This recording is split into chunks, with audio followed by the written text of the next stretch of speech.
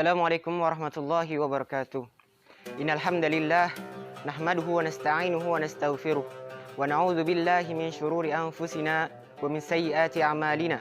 May yahdihillahu fala mudilla lahu wa may yudlil fala hadiya lahu. Asyhadu an la ilaha illallah wahdahu la syarika lahu wa asyhadu anna Muhammadan 'abduhu wa rasuluh. Ikhwanu fid din rahimakumullah. Mari kita lihat perkataan sahabat Umar bin Al-Khattab radhiyallahu an.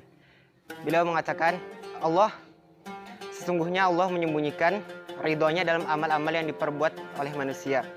Dan Allah juga menyembunyikan murkanya dalam dosa-dosa yang diperbuat manusia.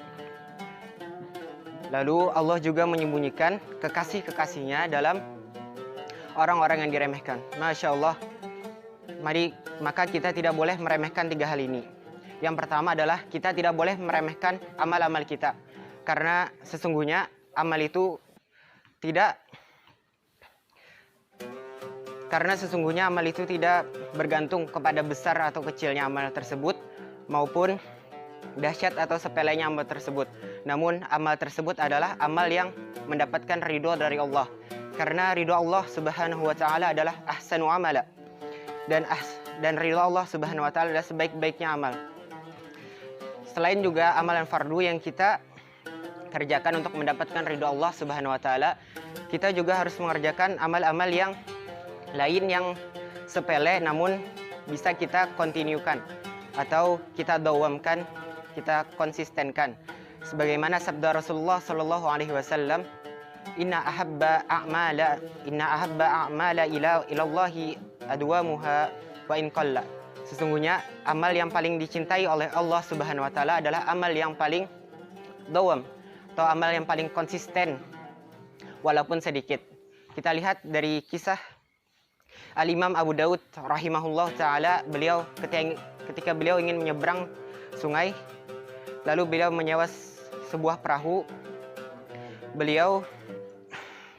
Lalu di tengah jalan beliau menyuruh tukang perahu tersebut untuk berbalik karena beliau mendengar orang bersin. Lalu setelah berbalik, beliau menjawab orang yang bersin tadi dengan yarhamukallah. Setelah sampai perjalanan, besoknya semua orang yang ada di perahu tersebut bermimpi bahwa beliau membeli surga dengan harga 1 dirham. Maka ini adalah amal yang sangat mudah namun bisa mendatangkan ridho Allah Subhanahu wa taala. Ya, yang kedua yang tidak boleh kita sepelekan adalah dosa-dosa kita. Amal-amal dosa apapun, sekecil apapun itu.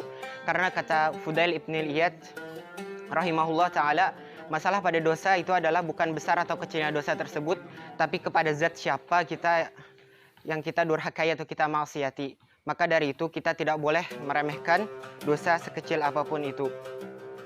Yang ketiga yang tidak boleh kita remehkan adalah orang lain. Karena kita tidak tahu orang lain itu lebih bertakwa daripada kita ataupun tidak. Karena seperti firman Allah Subhanahu wa taala, a'udzubillahi minasyaitonirrajim, inna akramakum indallahi atqakum. Sesungguhnya yang paling mulia di antara kalian adalah yang paling bertakwa. Namun sayangnya kita tidak bisa melihat takwa ini hanya dari tampilan luar. Namun takwa itu adanya di hati. Jadi kita tidak boleh meremehkan orang lain apalagi merendahkannya. Demikian, subhanakallahumma wa bihamdika asyhadu an la ilaha illa anta astaghfiruka wa atubu ilaik.